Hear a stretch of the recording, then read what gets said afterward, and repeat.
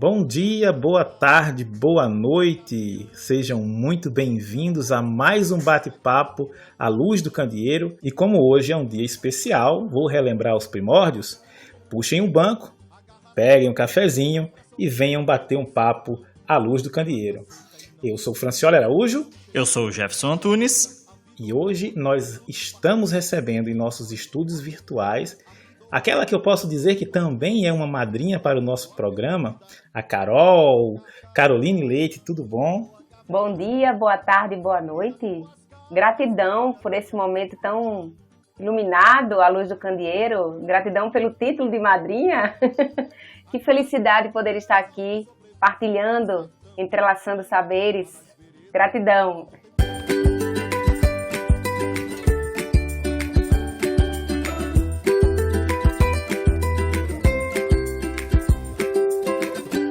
Em 2020, precisamente no dia 20 de novembro de 2020, 5 dias depois de acidentalmente iniciarmos o podcast À Luz do Candeeiro, nós fomos convidados a trocar uma ideia com a Carol lá no perfil, Entrelaçando Saberes, e foi a nossa primeira divulgação do podcast. Então, infelizmente, essa nossa conversa demorou muito para acontecer, né, Carol?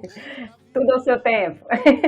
Bem, Carol, para a gente começar, eu queria que você falasse um pouco sobre você, para o nosso ouvinte, para a nossa ouvinte conhecer mais tanto sobre você como sobre o projeto Entrelaçando Saberes. Então, Jefferson, quem é Carol? Carol é uma menina, mulher, é um sujeito que está aqui no mundo buscando contribuir, para essa transformação social, que parte de um coração que acredita no poder da educação, acredita que todos podem aprender, que todos podem ter uma oportunidade de aprender. Então, Carol eu digo que Carol é uma sonhadora, mas com um pezinho bem fincado no chão, mas que sabe sim o poder que a educação tem, e é por isso que o Entrelaçando Saberes surgiu nesta perspectiva de agregar pessoas e saberes, entendendo que cada um deles tem a sua importância social.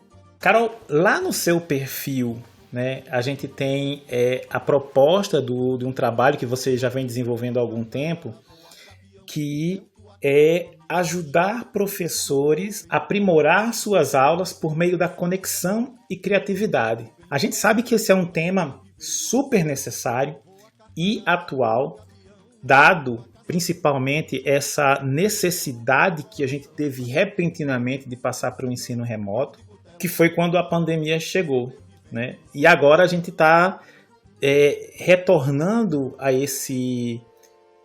essa forma, de aula presencial, mas a gente sente que muita coisa mudou, ou que, sei lá, de repente poderia ter mudado. Fala um pouquinho aí desse teu projeto. Então, Francioli, o Entrelaçando Saberes ele surgiu, a partir de uma ruptura, entendendo que cada ruptura ela acontece por uma causa necessária, e eu estou aqui aberta para essas novas possibilidades, e então nasceu na pandemia, nasceu dentro do processo pandêmico, e eu estava ali, aprendendo a aprender e buscando a contribuir, com esse novo fazer de educação, com esse novo formato de educação. Haja vista que a tecnologia sempre esteve conosco, sempre esteve. Desde o lápis, já é a primeira tecnologia do papel, E aí nós estamos aí com a tecnologia nesse formato, em que muitas vezes o professor negligenciou o seu papel, deixou à parte. E a pandemia não pediu licença, não pediu por favor, não pediu por gentileza, posso entrar, entrou. E aí o professor ficou sem chão, ele ficou sem meios possíveis, de poder realizar aquela aula que a gente tanto espera, aquela aula que gera engajamento, que gera processos criativos e a conexão. A conexão não só por meio dessa máquina, mas uma conexão que a gente sabe que daria outro bate-papo, mas a gente sabe que essa conexão de estar presente com o outro por meio dessa tela, Sentir essa energia, sentir essa afetividade. Porque eu acredito muito, Francioli, que a aprendizagem ela perpassa pelas emoções, pelo coração. Nós precisamos gerar mais empatia nesse grande processo de aprendizagem. E a tecnologia veio, chegou, pediu licença e digo, eu já estava aí, você não me utilizou muito, então vamos agora. E aí agora nessa nova etapa que a gente está vivenciando, né, de retorno às aulas presenciais, ou algumas instituições ainda no remoto e voltando, precisamos reformular, precisamos readequar. Não é agora deixar as tecnologias à parte, mas fazer bom uso delas, né? Elas vieram com um propósito, elas estão aí com um propósito. Então, a gente precisa realmente equilibrar, né? Tornar esse momento ainda mais valoroso, gerando conexão, criatividade e empoderamento do estudante. Né? Aquele empoderamento que a gente tanto solicita, mas está conosco também. Nós somos estudantes, somos professores, somos estudantes, eterno aprendiz. Eu concordo demais, Carol, que o mundo mudou, né? A gente sempre espera mais do ensino. Isso talvez seja até uma posição idealista. Nós esperamos que o ensino seja mais integrador e também mais humanizado. Nessa perspectiva, eu te pergunto, como o professor pode desenvolver ações para aprimorar as suas aulas? Jefferson, o professor, para ele aprimorar as suas aulas, ele precisa estar na posição de aprendente. Ele precisa perceber que ele não está totalmente polido, como diz aqui no Nordeste. Ele está totalmente polido, ele está naquele jarro, vaso pronto. Então, quando ele percebe que ele está inacabado, quando ele é um ser que está em processo de construção, aí ele vai entender que a caminhada vai além. Ele precisa buscar recursos, ele precisa estar entendendo que na educação humanizada, ele é um sujeito tão quanto aquele aprendiz, estudante, discente, como vocês queiram chamar, ali no processo de construção, de reorganização, de saber, sistematização, como queiram trazer, né, a temática. Mas é um processo de entrega humana, dizer, opa, eu não estou pronto, jamais estarei pronto. Eu preciso me buscar leituras, eu preciso buscar ferramentas, eu preciso buscar essa sintonia em relação ao ato de aprender. Senão eu não vou estar dentro, imerso no processo. Eu vou estar em outra margem da ponte. E a gente está falando de educação, a gente está falando de construção de pontes. Essa tua fala, ela me lembra muito o aspecto freiriano da relação ensino-aprendizagem, né? Paulo Freire, em sua ontologia, ele vai dizer o quê? Somos seres incompletos, mas que estamos cientes da nossa incompletude. E, a partir de estar cientes de quão incompletos somos, buscamos aprender, melhorar, né? Buscamos nos desenvolver, eu acho que seria a expressão mais correta. E aí, a forma de se libertar dessas limitações é justamente a educação. Né? Então, essa é a compreensão que o Paulo Freire tem sobre o ser humano. E nessa tua fala, a gente enxerga muito bem essa questão de se completar, de se reconhecer, ser sujeito. Né? É sempre bem interessante, quando a gente fala de educação, compreender que nós estamos no Brasil e que nós temos um pensamento vanguardista quanto à educação. Não estou falando da aplicação, mas estou falando do pensamento, né? Do que já foi feito antes de nós e que nos dá base. E isso é muito interessante. E aí, quando a gente bate nessa tecla do ensino humanizado, né, a questão de criar relações dentro da sala de aula para fornecer estudantes mesmo, né, um ambiente mais favorável dentro do processo de ensino-aprendizagem, eu queria saber de ti, quais seriam as tuas dicas, assim, para conseguir essa humanização no ensino? Quais seriam as dicas que você dá para professores e professoras? Você tá vendo que o negócio aqui é pesado, hein? Eu tô percebendo, viu, Jefferson? Profundo. Estou totalmente imersa aqui, à luz do candeeiro. Jefferson e Francioli, eu bebo dessa fonte freiriana. Eu me alimento, eu necessito estar próximo a Freire. Eu preciso sempre buscá-lo diante de tantas minhas inquietações, né? A gente sabe que a gente está no Brasil e a gente sabe que nós temos aqui nossas limitações, mas nós não podemos parar nas limitações, precisamos ir além delas. Não é porque eu não tenho este ou aquele recurso que eu não vou, por exemplo, utilizar o Kahoot. Vamos lá, usar o estrangeirismo, me perdoe, Ariane Suassuna. Porém, eu posso utilizar uma outra ferramenta, utilizando o meu papel, que eu tenho, a folha de ofício, e realizar um momento, né, de questionamento e utilizar levantando as mãozinhas no momento presencial ou virtual, e aí depende do contexto. Dicas para professores. Dicas. É algo muito pessoal, é algo muito, como é que eu posso dizer, estratégico, né? Eu vou utilizar essa palavra, estratégico. Eu sou educadora, eu estou na função de pedagoga, então eu tenho a minha intencionalidade pedagógica. Eu preciso utilizar dela para poder atingir os meus objetivos, que é a aprendizagem. Então, professor, por favor, venhamos e convenhamos.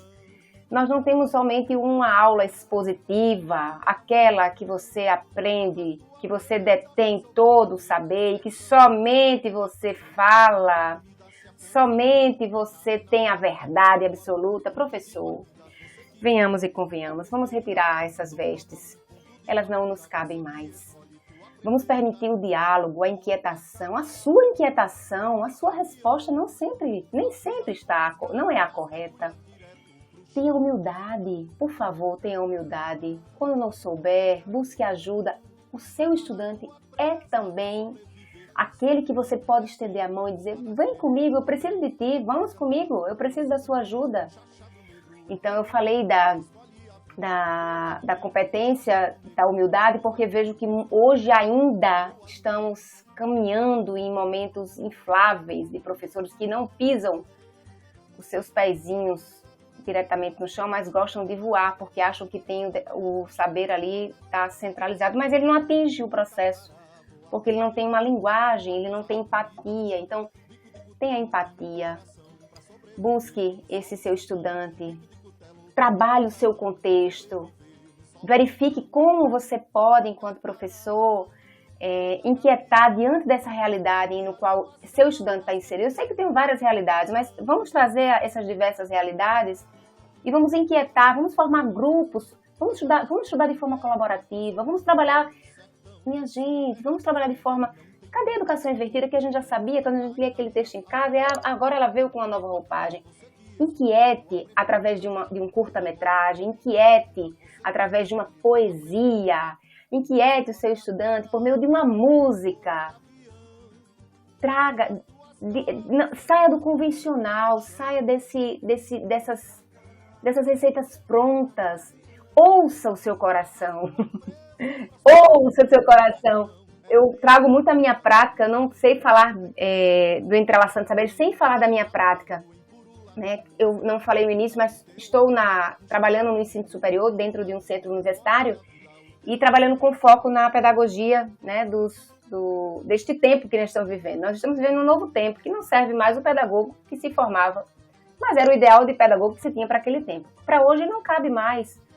Então a gente precisa realinhar essa prática e torná-la cada vez mais sensível, doce, mas ao mesmo tempo desafiadora. São sentimentos que se opõem, mas ao mesmo tempo eles se completam. Então nós precisamos trazer esse sentimento de pertencimento.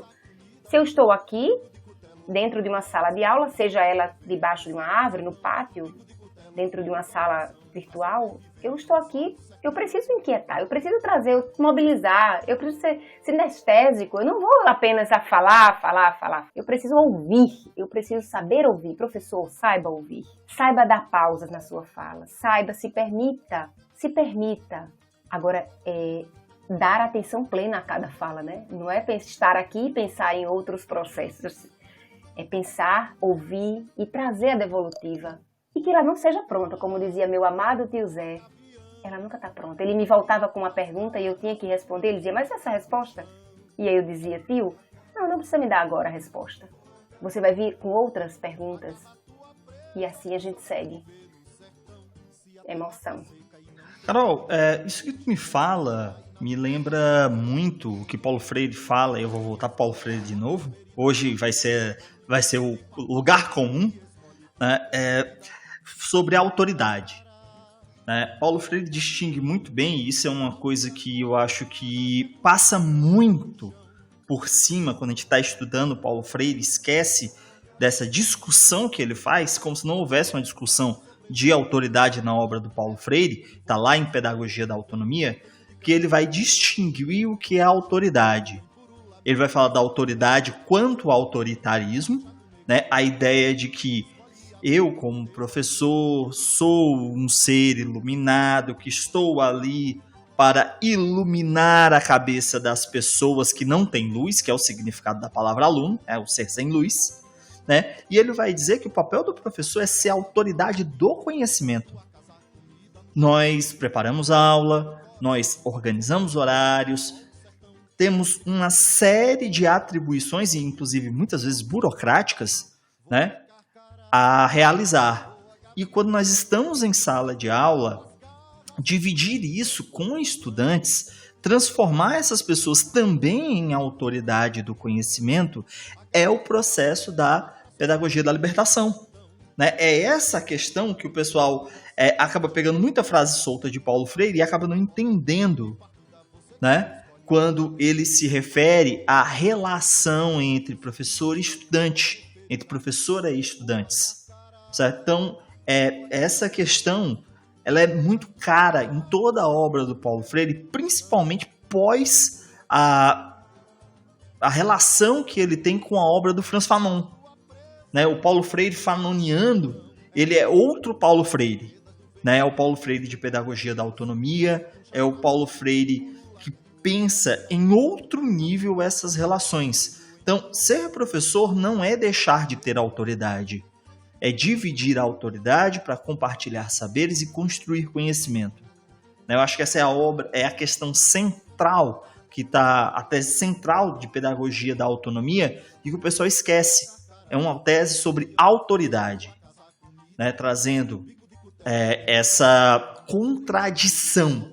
Né? Paulo Freire, um marxista, né, vai trabalhar com as categorias de contradição, né, autoridade e autoridade do conhecimento. Então, para vocês que estão ouvindo esse papo, né, compreendam que essa é a nossa base, esse é o nosso lugar comum, é entender que somos autoridades, porém somos autoridade do conhecimento. Nós não relegamos o lugar de professor, de professora aqui, né? E não é um falso moralismo.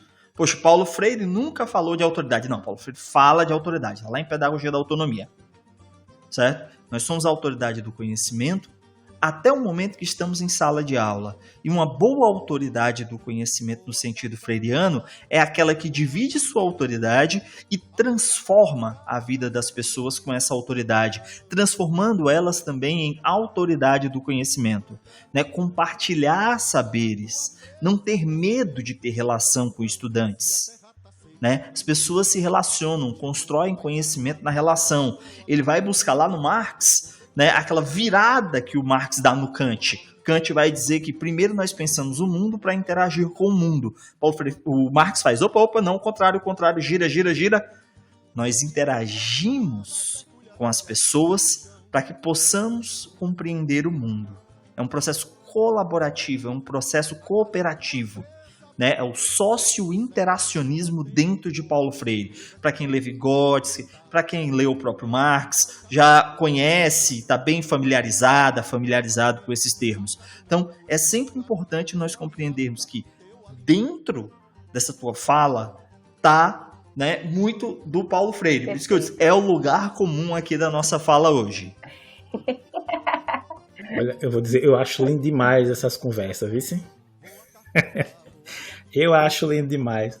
Primeiro, assim, algumas pessoas com certeza não estão vendo o vídeo, já que, né, o podcast, mas é sempre bom lembrar aqui que a Carol, ela sempre se emociona quando fala do tio Zé, né? O Zé Ivan, que é uma pessoa que é um educador, né? E que influenciou muitas pessoas e que tinha era inerente dele isso, né? Essa forma de instigar, o instigar para que você buscasse conhecimento. E é realmente difícil a gente falar dele sem se emocionar.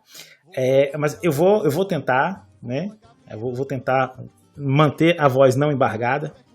E aí eu vou lembrar também, Carol, de uma situação quando você toca aí na fala, né, que o pedagogo que existia, ele precisa se reinventar, né? E aí sempre teve uma questão dizendo que alguns professores não gostavam de pedagogo. E eu confesso que quando eu comecei a dar aula, havia uma certa antipatia com eles. E até que eu comecei realmente a entender, a buscar, né, esses conhecimentos para melhorar a forma como eu dava aula. Mas tem uma passagem que eu não esqueço, nunca. Essa daí vai ficar marcada para o resto da minha vida. Eu li uma passagem do livro da Léa Anastasiou sobre estratégias de ensinagem. E aí, dentro dessas estratégias de ensinagem, nós temos o estudo de caso. E aí, assim, eu fiquei tão interessado porque eu digo, olha, aqui a gente tem muitas estratégias de ensino. Li aquele negócio, me empolguei, montei o meu plano de aula e tudo, entreguei para a pedagoga, aí a pedagoga me devolve. Falei assim, olha, mas aqui, tu não vai dar nenhuma aula convencional? Eu disse, uai, eu acabei de descobrir esse monte de estratégia aqui, por que eu vou voltar só para aula convencional?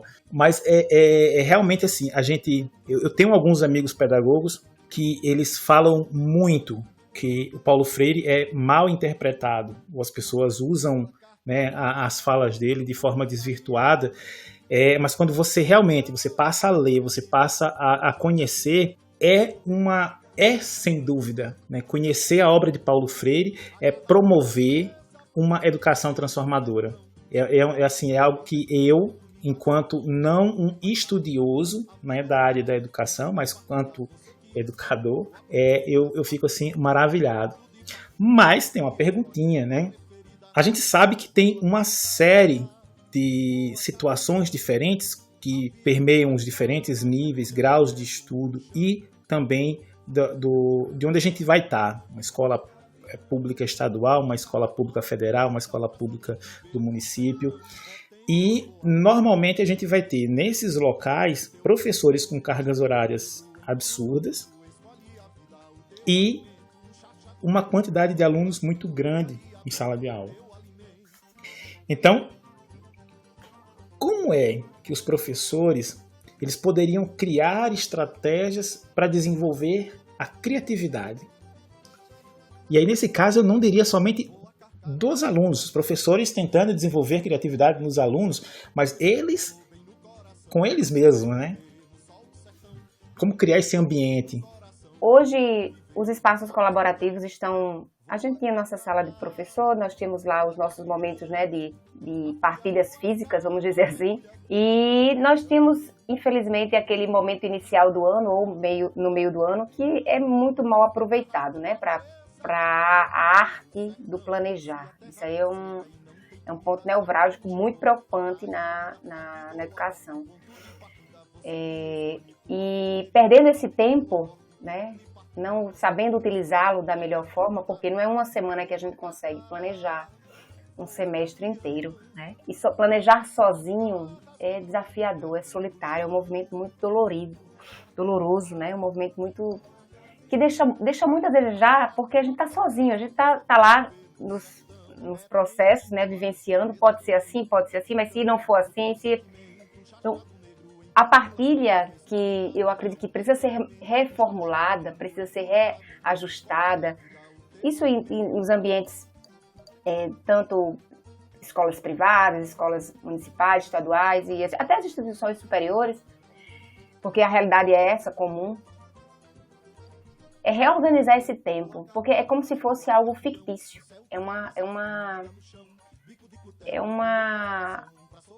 é burocrático, algo que passa, é desvalorizado. E aí é a função do pedagogo, de dizer, epa, nós precisamos, né, rever, né, essa prática, entendendo que o finalzinho do ano, eu sei do esgotamento, sei muito bem da carga, né, já precisando a bateria ser recarregada, mas a gente já pode dar indícios desse planejamento no final do ano, sabendo o quê? O que deu certo? O que não deu? Eu tenho pontos positivos e pontos negativos. O que eu posso, diante dos pontos negativos, alavancar como trampolim? Então, eu acredito que a gente precisa reorganizar esse tempo e aí, muitas vezes, somos observados, né, a percepção de dizer, não, não há necessidade, mas para quê? Não, porque o planejamento ele é necessário. E quando a gente está planejando, quando a gente está envolvido com várias áreas de saberes, né, a gente vai mergulhando, a imersão é muito maior. Então, esse processo criativo, para ele ser de fato criativo, ele tem que partir dessas ações colaborativas, dessas imersões, como o Jefferson falou, desse lugar comum, né? E que esse mundo, essa partilha comum, ela precisa ser vivida na experiência. Não há como falar de educação se não falar em experimentação. E como é que eu vou exigir do aluno, do estudante, porque eu não gosto de falar aluno, tá, Jefferson? Do estudante, é verdade, pergunta aos estudantes que estão, os professores, que eu lido de professor para professor. Como é que a gente vai exigir algo dos nossos estudantes se nós não praticamos esta função? Nós não praticamos. É algo solitário, é algo sem vida, me desculpem, mas que precisa gerar movimento, tem que ter uma força motriz maior. Quando a gente está com outros, quando a gente está movido por essa emoção, por meio dessa força vital, né, dessas trocas, dessas recombinações de ideias, o processo flui mais facilmente. Mas como é que a gente vai exigir isso se eu não vivo? Como é que eu vou exigir isso se eu não vivo? Não sei se eu me fiz entender. Sim. E, Carol, eu passo por isso, né? Quer dizer, nesses últimos 3 anos não, mas eu sempre passo por isso. E realmente o planejamento no início do ano é uma completa perda de tempo. No sentido de a gente imagina, eu sempre ia para o planejamento imaginando, vamos planejar. E aí, de repente, olha, vocês vão para a sua sala, vocês vão para as salas, vocês se dividem, aí você chega lá, a gente fica sem uma coordenação da coisa e acaba não planejando absolutamente nada. E eu, particularmente, enquanto professor do ensino técnico, eu sinto muita falta disso. Por quê? Eu posso, enquanto professor de uma disciplina técnica, planejar-me junto com um professor, por exemplo, de matemática, de forma que o professor de matemática possa se integrar ou integrar os conteúdos à minha disciplina, professor de física, professor de química, professor de português, de história, de forma que a gente possa criar fazer com que as disciplinas elas sejam realmente, ou que o processo ele seja interdisciplinar, que é uma coisa que a gente ouve falar muito, mas vê muito pouca aplicação. Então, eu vejo muito difícil eu sentar e planejar minha aula e transformar ela em interdisciplinar se eu não tenho os colegas das outras áreas também para que a gente possa trabalhar em conjunto, né? Assim, eu acho vital realmente esse momento de planejamento, onde a gente realmente pode, né, desenvolver estratégias que façam com que, né, nessa etapa, nós mesmos, enquanto docentes, desenvolvamos a nossa criatividade e a partir daí gerar estratégias, né, para fazer com que os alunos também desenvolvam e aí colocando ele no lugar de fala também, né? Empoderamento. Se você parar para pensar, Jefferson e Francioli, estamos ainda engavetados. Estamos ainda engavetados. E aí, esses engavetamentos só atrapalham o processo. A fala, não, aqui precisa trabalhar interdisciplinar, transdisciplinar. E aí vai, o discurso, né, muito forte. Porém, nós percebemos que ainda estamos aquém do processo quando a gente vê que esse momento do planejamento, ele é visto como algo, né, sem tanta relevância. E aí nós vamos perceber que nós não estamos, de fato, evoluindo, né, quando você falou mesmo, Francioli. Eu vou lá para a minha sala, a orientação dada, né? Vou para a minha sala, mas eu quero dialogar com outro professor, mas eu não vou conseguir, porque ele não está ali. Eu vou supor, não. Ele é avatar, ele é um avatar, é um sujeito, não tem como, não há condições. Então precisamos caminhar muito ainda, mas vamos avante. Bem, Carol, nós temos aí a questão latente da pandemia, né? O ensino remoto nos obrigou a nos virar nos 30 mesmo. Passado meses dando aula na frente de computadores, onde quase nenhum estudante, quase nenhuma estudante acaba abrindo a câmera, sabe, para ter essa relação cara a cara, mesmo que seja uma relação virtual, é claro. Eu te pergunto, como é que a gente pode criar nesse ambiente de conexão? E mais, como se reinventar nesse recomeço presencial? Jefferson, isso é tão real. Essas câmeras fechadas, esse monólogo, eu vivi muito intensamente, mas aí não dá, né? A gente tá falando de educação. Educação precisa dialogar, é preciso despertar, é preciso preparar o ambiente para o diálogo. Então, quando essas câmeras estavam, muitas vezes elas ainda se encontram fechadas, né? Professora, minha internet não está boa, a câmera não está funcionando, e aí a gente sabe que a gente escuta diversos tipos, não estou dizendo que, né, são falas que não são verdadeiras, mas é o que a gente escuta geralmente. Então, quando eu iniciei o momento remoto com os estudantes e percebi que eu estava a todo instante pedindo, clamando a eles pelo retorno, porque eu não tinha o retorno da câmera, eu não sabia se eles estavam apreciando ou não estavam, por exemplo, concordando, que é lógico, comum demais, espaço democrático. E eu disse, o que está acontecendo? Eu não estou entendendo, vamos lá, eu preciso da ajuda de vocês, porque eu estou aqui nesse processo de formação de prof para prof, porque eu começo a trazer para eles, para os estudantes, que eles já são professores. Estou falando de estudantes do 7º período, do 5º período, para mim, eles já são professores. Então, como é que vocês se percebem sendo, né? Você falou, Jefferson, da autoridade. Você falou da questão do professor estar, eu digo que é coletando sonhos, coletando falas, para poder, no momento certo, voltar para que esses sujeitos possam se perceber também se apropriando dessa fala, desse encantamento, porque a gente está falando de educação, então a gente tem que encantar, para fazer com que o outro vibre na mesma direção da gente, e aí ele vá buscando essa transformação que a gente tanto almeja. E aí, no início, eu já pedia, solicitava, fazia o convite, para que nós pudéssemos nos perceber nessa sala mesmo que virtual, para dar o bom dia, o boa noite, né, para que a gente pudesse se perceber com um olhar no olho mesmo. E eu dizia, vocês já pensaram no meu posicionamento aqui, enquanto vamos dizer, gestora da disciplina, vamos dizer, nome bonito, né?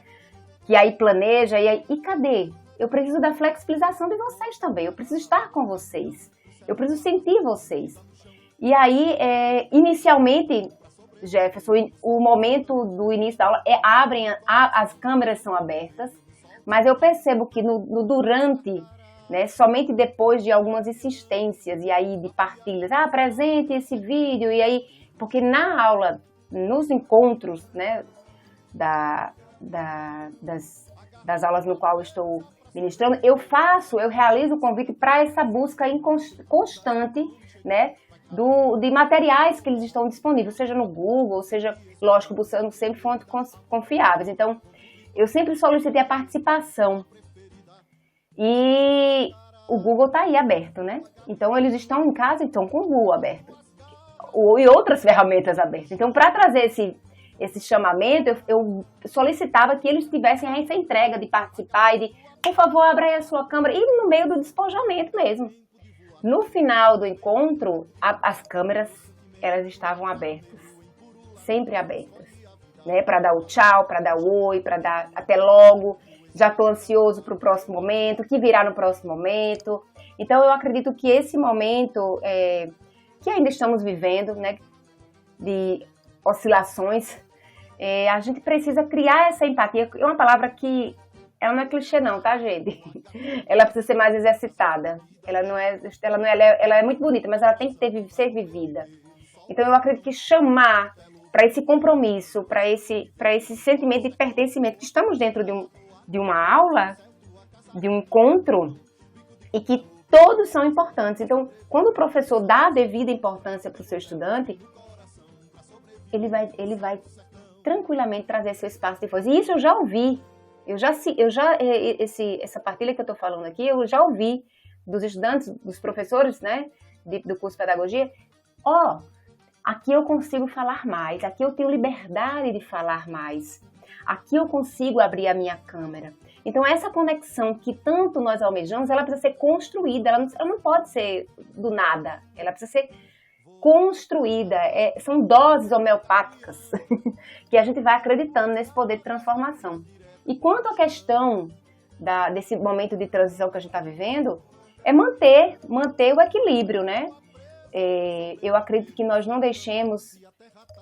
não cultivemos só, né, o momento de aulas lá, professor, nós não devemos utilizar somente essa prática, jamais, saiu, não cabe mais. Porém, a gente tem que ter equilíbrio, a gente tem que gerar emoção por meio de jogos, a gamificação está aí. Estudos de caso, como bem colocou Francioli, e você também, Jefferson, sobre a questão que a gente realmente precisa trazer estudo de caso para inquietar, para buscar soluções dentro da vivência do estudante. Ou então dentro de outras vivências, e a gente vai se construindo nesse percurso. Então, acredito que neste caminhar, nós vamos chegar a um equilíbrio e, por favor, se estamos no momento presencial, saiam com seus alunos, saiam com seus estudantes, Jefferson, para o ambiente externo. Oportunize vivências externas. Oportunize vivências externas. Precisamos sair, precisamos contemplar o lá fora. Outras janelas serão abertas também, com certeza. Aproveitando, Carol, a gente tem uma pergunta do Felipe Ladeia, lá do Twitter. Como levar a conexão para fora da sala de aula? Essa troca fora da sala de aula, ela é importante? É de extrema importância. Precisamos compreender que o chão de sala de aula, ele é múltiplo. Não existe um chão de sala de aula. Se eu tenho um jardim sensorial no espaço escolar, institucional, no ensino superior, por que não organizar um momento, planejar um momento para essa vivência? Se eu tenho uma praça e que nessa praça tem uma árvore e que tem uma estrutura em que os meus estudantes eles possam estar diante desse novo cenário, se inquietando, buscando sentir de um outro modo esses saberes que está sendo proposto, por que não? Né? Precisamos sair dessas salas, desse concreto. A gente já vive em tantas janelas, né? Hoje a gente está por meio dessa janela, né, virtual. A gente tem lá as janelas dos espaços escolares, dos espaços institucionais. Precisamos viver o meio ambiente, precisamos cultivar o meio ambiente.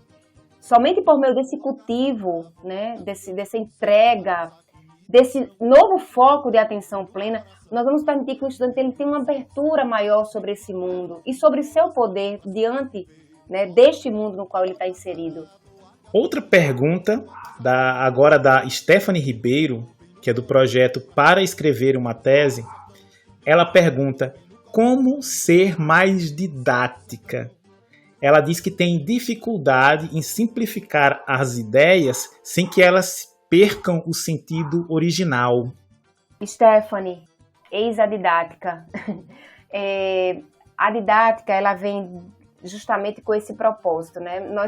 Para nós professores, né, que sabemos e que temos lá aquela flecha e aquele espaço no qual a gente vai lá pontualmente, né, lançar aquele saber e fazer com que aquele saber ele gere a inquietação, gere os burburinhos, gere a alegria, né, ou o descontentamento. Nós precisamos entender que a didática ela vem com uma forma de não trazer pronto e não trazer uma receita já estruturada, mas de fazer com que o educador ele perceba, né, literalmente através de uma peneira, né, peneirando, né, ele possa colocar o que de fato cabe para que aquele momento de aprendizagem ele seja proveitoso, para que ele saiba utilizar melhor aquele conteúdo e que aquele conteúdo, quando for mediado, né, vai trazer essa reflexão para toda a vida. O professor ele precisa saber o papel dele diante daquele conhecimento que ele está sendo mediado. Ele precisa saber o que de fato ele precisa gerar essa força motriz para que esse aprendizado ele possa ser atingido por este ou aquele estudante, Stephanie. Então, é um momento... Não quero dizer que ele é solitário, Stephanie, mas acredito que você, por meio de suas várias leituras, você, utilizando, por exemplo, de um mapa conceitual próprio para você, eu acredito que isso venha facilitar, né, esse mapa mental, ele venha facilitar vamos dizer, essa palavrinha que você trouxe, de resumir o que há de melhor, o que há de mais importante, o que precisa passar na peneira, o que não deve passar. Vamos lá, Carol. O Pedro Cunha, né, ele traz uma questão que é importante.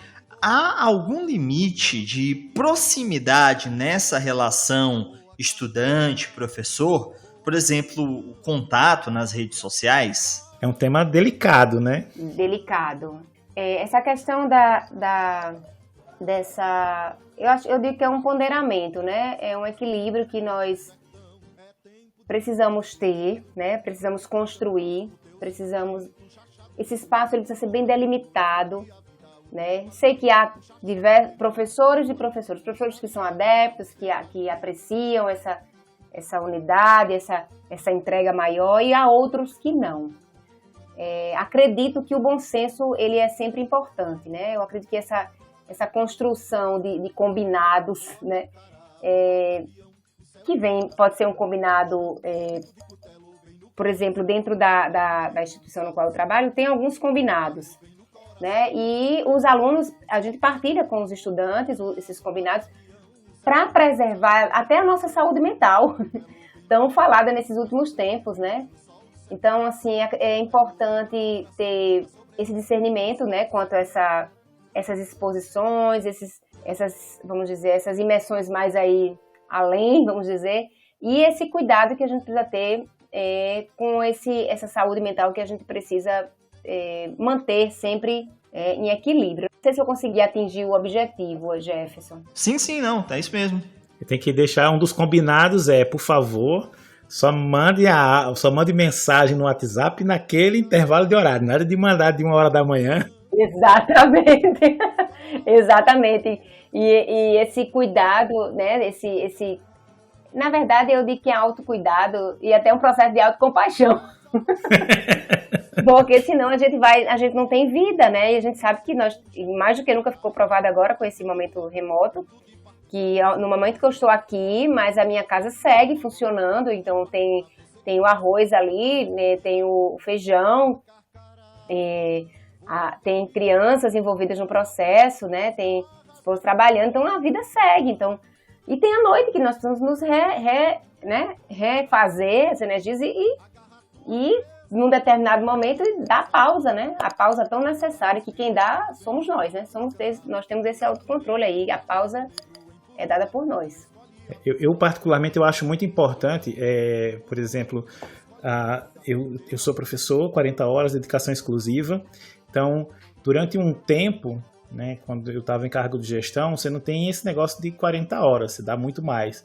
Mas quando eu voltei a ficar apenas em sala de aula, eu comecei a delimitar 40 horas. Então, você tinha lá o seu horário de atendimento, o horário das aulas, e passou daquele horário, não tem conversa, porque senão as pessoas elas acabam, eu diria, não por maldade, não de forma intencional, mas a partir do momento que ele tem ali o seu contato do WhatsApp, o horário que for conveniente para aquela pessoa lhe mandar a mensagem, ela vai mandar a mensagem, né? Independente se for conveniente para você ou não. E aí se você responde uma vez fora do teu horário, aí pronto, né? Aí já era. Dê dinheiro, mas não dê cabimento. Ai, Francioli, eu digo que a noção temporal, a noção, eu digo a vivência, a vida real com esse espaço cibernético, esse virtual, né? que a gente vive, e tem um autor, não me falha a memória agora, não estou recordando o nome, mas ficou um espaço muito tênue, né? E a gente vê, não estou relembrando o nome, não sei se é Papert, não estou lembrando o nome dele, Simon Papert. Isso, perfeito. Gratidão, Jefferson. Foi Jefferson, não foi? Isso. Ele é que é o entendedor, eu sou só um espectador. E tem outro também. Imagina, Francioli. E tem outro também, mas eu não estou recordando aqui. Infelizmente, eu não estou recordando. Mas só tem que abrir aqui os meus livros. Aí vocês vão ver meus livros, como eles estão aqui. Nossa, professores com livros. E a gente sabe que ficou muito tênue. E assim, essa noção está se extinguindo. E a gente precisa verificar e dizer, opa, não é bem por aí, vamos ter um cuidado maior, porque precisamos zelar por nossas vidas, precisamos zelar, se queremos envelhecer bem, que estamos no processo, né? Precisamos ter esse cuidado, esse autocuidado. E precisamos ensinar também, né? Nesse processo de ensinagem, dizer, isso é importante, ter pausas, né? São necessárias. Porque senão a gente vai primeira, segunda, terceira marcha e a gente só vai na velocidade. A gente não para, não. Tem uma perguntinha aqui da Luciana de Oliveira, né? Nossa ouvinte lá do Instagram. Como aproveitar o que foi aprendido durante a pandemia nas aulas presenciais? Quantos ensinamentos? Qual o nome da ouvinte, por favor? Luciana. Luciana, quantos ensinamentos, né? Eu vou primeiro do bem do subjetivo, tá, Luciana? Aprendemos a superar tantos medos, aprendemos a nos perceber num processo que a gente achávamos que não tinha mais fim, lamentando todas as mortes, todas as vidas que foram ceifadas. Mas aprendemos que nós podemos sempre ir um pouquinho mais à frente. E que esse à frente a gente não faz sozinho, a gente precisa do outro. E o professor nesse processo, né? O que é um professor? O que é um educador? O que é o pedagogo? Quem são eles que se fizeram aí, colocaram a mão na massa, literalmente, sabendo da importância e necessidade de continuar. E sabemos quantos não continuaram e quantos ficaram à margem. E aí, voltando aqui, tá, Luciana, subjetivo, e a gente vai aprender sempre, a gente vai tirar lições. E, assim, essa retomada, ela precisa ser muito bem respeitada, Luciana. É preciso aproveitar e dizer que cada um, lembrando que cada um tem o seu ritmo de aprendizagem e que cada um deu o que pôde, diante de condições mais diversas possíveis, e adversas possíveis. É dizer que valeu o que foi vivido.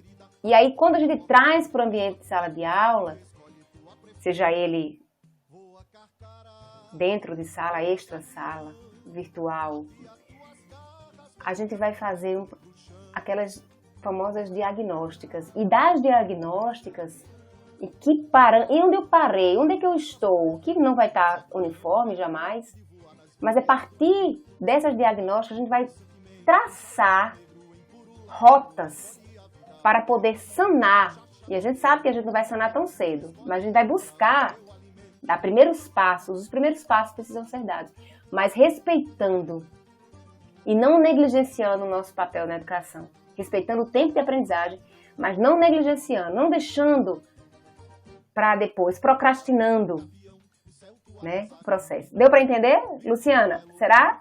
Eu consegui entender, espero que a Luciana entenda também. Carol, a Ingrid, nossa colaboradora aqui do A Luz do Candeeiro, nossa amiga, ela mandou uma pergunta para você. Ela quer saber como se conectar com estudantes que são diferentes, né? Crianças e adolescentes negros e negras, pessoas com deficiências, pessoas não típicas. Como fazer isso levando em consideração os preconceitos prévios que nós carregamos? Oi, Ingrid, excelente partilha. Eu costumo dizer, Ingrid, que essa educação ancestral, essa educação e dos povos indígenas, dos afro-brasileiros e também eu trago até as pessoas idosas aqui, Jefferson e Francioli, além das crianças e com deficiência, estamos dentro de uma realidade ainda muito sofrida, né? Uma realidade ainda da invisibilidade, da cultura do descarte. E essa cultura, ela é retroalimentada.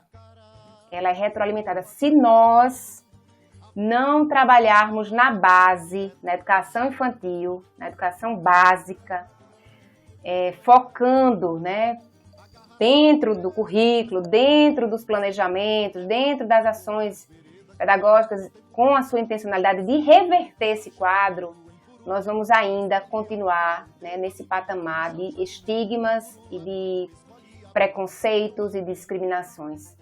É na educação da primeira infância, é na educação das crianças, do protagonismo das crianças, em que há essa educação que vai reverter essa sociedade tão doente, tão discriminatória e que nos faz sofrer, aqueles empáticos sofrem, né? Então, precisamos reverter esse quadro e por mais escolas, por mais instituições, pelo currículo, acredito que a Base Nacional Curricular, apesar de não trazer tanta visibilidade para as pessoas idosas, mas a gente já vê processos inclusivos, né, fortes, mas a gente sabe que o currículo se faz na escola, o currículo nasce na escola, porque a base não é currículo, dá indicativos. Então, esse espiral aí, ele precisa nascer e ser refeito continuamente. Então, por mais vivências e experiências, não só apenas no dia do avô, da avó, por mais experiências e vivências, não só no dia da consciência negra, por mais experiências e vivências, fazendo valer as crianças portadoras com deficiências, que elas podem muito.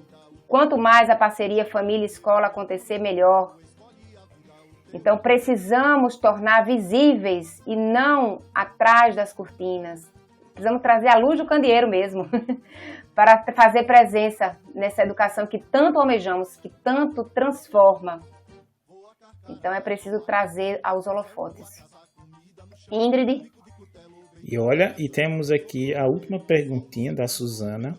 Ela coloca assim, em tempos de pandemia, né, quando a gente tem essas aulas online, como é que essas conexões elas se firmam? Existe alguma estratégia que você pensa aí, que você indicaria para que a gente possa realmente fazer com que essas conexões elas se fortaleçam, passem a existir e se fortaleçam? Eu acredito, Francioli Jefferson, que não há como fazer diferente quando a gente se coloca no mesmo patamar, quando a gente se encontra naquele mesmo degrau. Não há como não haver diálogo, não há como não haver conexão, não há como. Precisamos de estar no mesmo degrau, precisamos de estar ali, abertas às conexões, sejam elas por meio desse conhecimento ali pré-estabelecido, por meio de outras vivências de vida. Eu preciso gerar o movimento do viver, eu preciso ir além dessa existência. É muito profundo, eu gosto de filosofar, eu vou lá nos brios.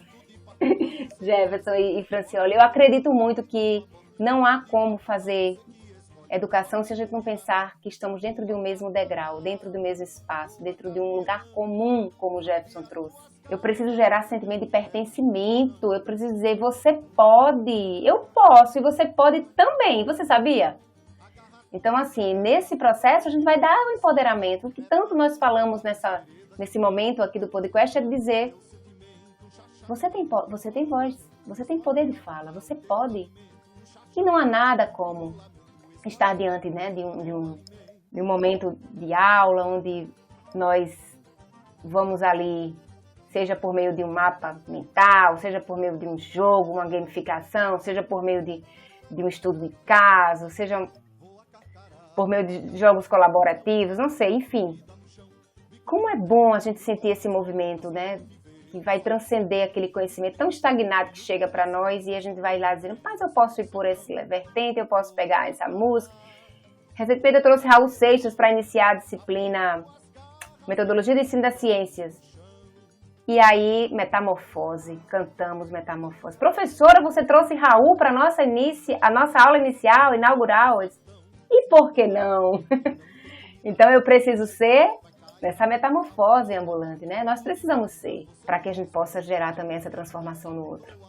Olha, fantástico bate-papo, né? Sempre bom, né, falar com você, Carol, sua experiência, né, é sempre realmente muito motivadora.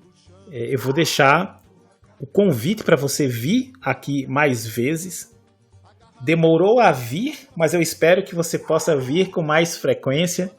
Hoje nós estamos gravando o programa no Dia das Mulheres, no Dia Internacional das Mulheres, mas infelizmente as outras mulheres, né, as mulheres do podcast, elas estão com algumas atividades e não puderam participar. Então estão representadas aqui pela Carol, né, que mais uma vez eu reafirmo, né, teve um papel, eu diria que o papel da Carol, né, enquanto madrinha, né, ela antecede inclusive porque a iniciativa do podcast ela foi instigada, eu não diria diretamente, mas indiretamente pelo saudoso Zé Ivan, que nasceu aqui como uma iniciativa, né, de 2 projetos, o Lampejo Científico, do qual fazem parte a Artemis e a Vitória, que tenta trazer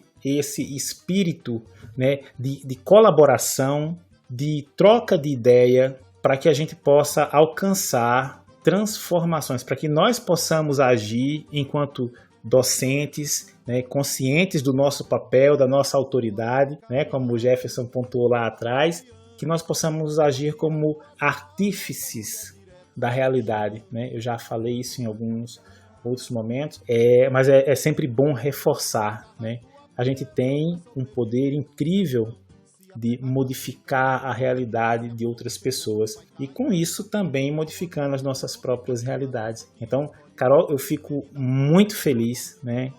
Novamente, chegou na hora certa, né? Demorou, mas chegou. Espero muito que você possa vir mais vezes aqui, falar sobre os projetos, se emocionar também, é claro, né? A forma como você fala da educação é algo realmente muito inspirador. Então, queria agradecer demais a sua presença.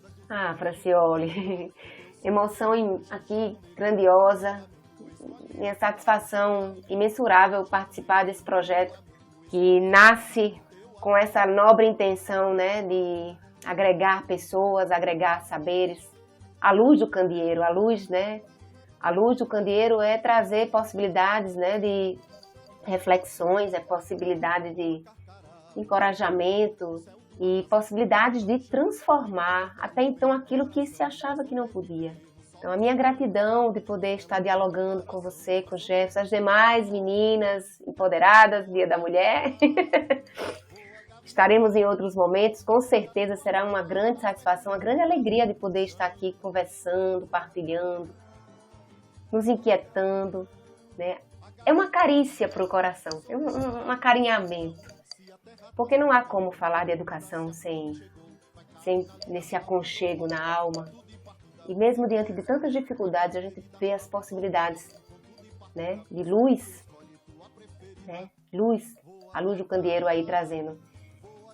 Muita gratidão, estou muito emocionada em poder estar aqui com vocês, tá? Francioli e Jefferson. Quer deixar algum recadinho, Carol, onde as pessoas podem encontrar? Claro que os links, né, o link para o teu perfil lá do Instagram vai estar lá na descrição, mas pode falar aí, faça um convite para as pessoas prestigiarem o seu trabalho também. Como o Francioli traz aqui, o Entrelaçando, ele tem essa proposta de ajudar, colaborar com as práticas docentes, mas não com conteúdo pelo conteúdo.